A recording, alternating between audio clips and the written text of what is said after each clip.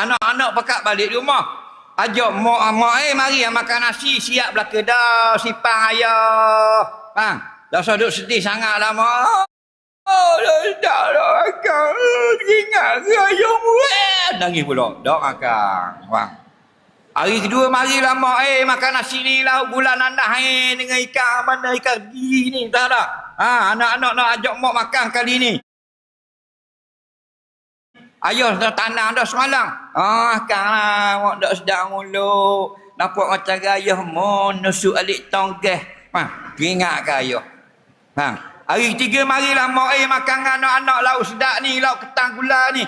Jangan ubur banyak sangat deh. Paruh je dah sedap mulut. Kan lain tu. Itulah bini kita lagi. Hari keempat mak jumpa dah. Kenapa? Buku pen ayah betul sungguh ada 100. Aku kata dah ada. Tak pakar apa ni. Sudah tak? Jangan main. Dunia. Dah cukup. Dia tak akan menangi 10 tahun. Betul tak? Cuma mati belaka dah. Kita sayang bini mati, sayang mak mati, sayang anak mati, bukan barang kita punya. Inna lillah, kita semua kepunyaan Allah. Baik. Semayang ni, semayang jenazah ada 2 jenis. Ingat molek.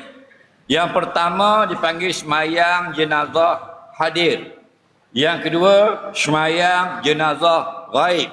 Okey, semayang jenazah hadir maknanya kita semayang dekat mayat di depan kita di belakang mayat, wajib ngadap kiblat. Contoh di Aceh ni, sini orang semayang, mayat bubuh depan. Orang semayang, mayat kiblat, wajib lagu tu. Dia panggil semayang mayat hadir. Apa yang hadir? Mayat hadir. Apa arti hadir? Ada bersama-sama dengan orang yang solat. Satu lagi dia